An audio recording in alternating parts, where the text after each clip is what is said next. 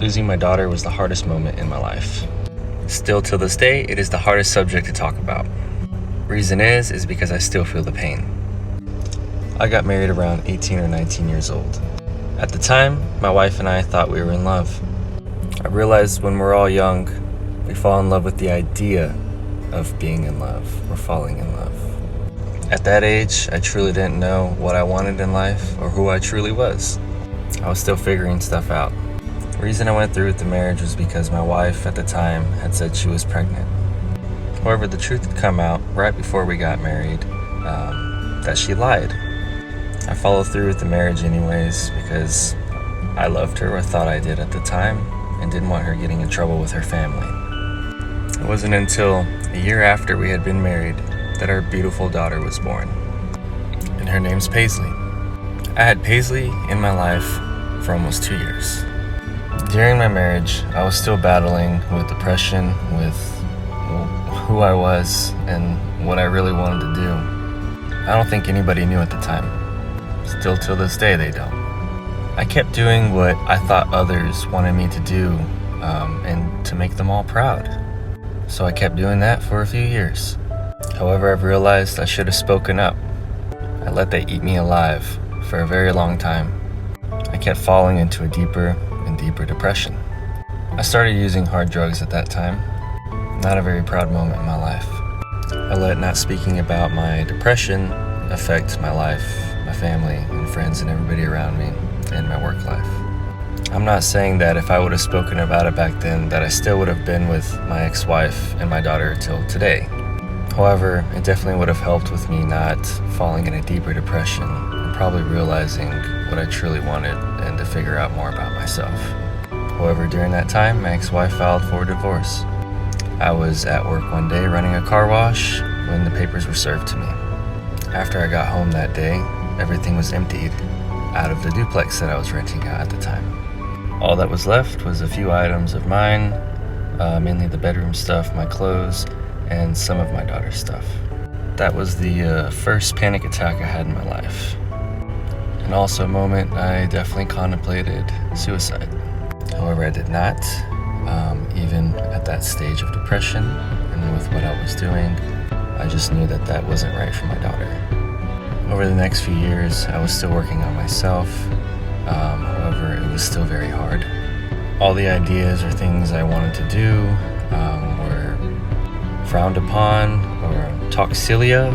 They were just pipe dreams, I guess, in people's eyes. Everyone just wanted me to go to college, any kind of school, and just get a job. However, deep down inside, a job just wasn't fit for me. I just always felt like I should work for myself. I always just felt like I was stuck. It wasn't until I took the opportunity to fly out to Vegas and do my first film. That's when I realized a little bit of change in my life. I saw a whole new side of the world that I had never seen before. I was still bad with my money and still needed to figure a lot of stuff out. And at this time, I had already been completed with my divorce.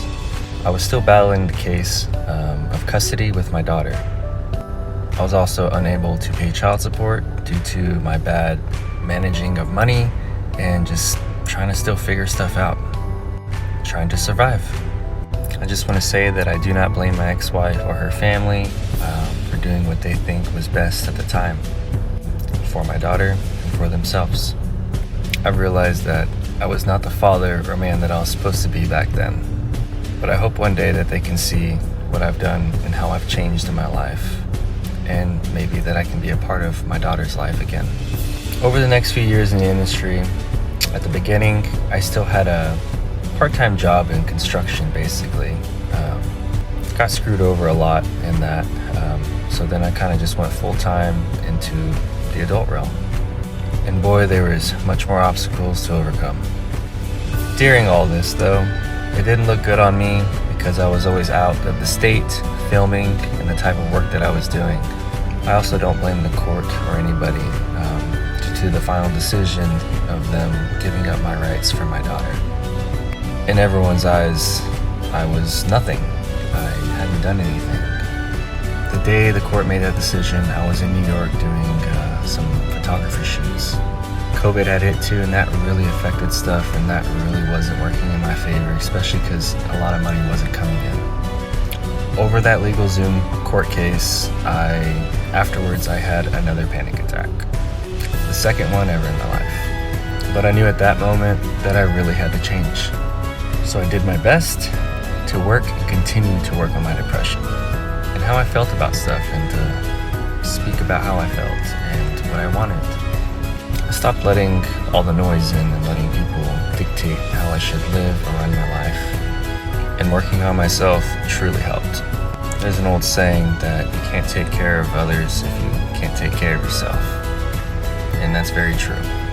There's no excuse for my behavior or actions back then, or even during all those years of figuring stuff out. There are plenty of others who were more stronger than me and had different circumstances and situations. I fought the battle as long as I could. However, the battle was not over for me, nor for the fight to have my daughter back in my life again. Still to this day, I continue to work on myself. I'm in a much better place now. I just wish they could see it. One day I hope to have Paisley back in my life again. I know that may not be soon, and it may be another few years.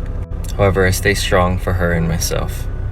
Not a day goes by that I don't think of her, or what it would be like to have her back in my life again. I've realized that time is everything in this life, and with what I have left, I have to make the most of it.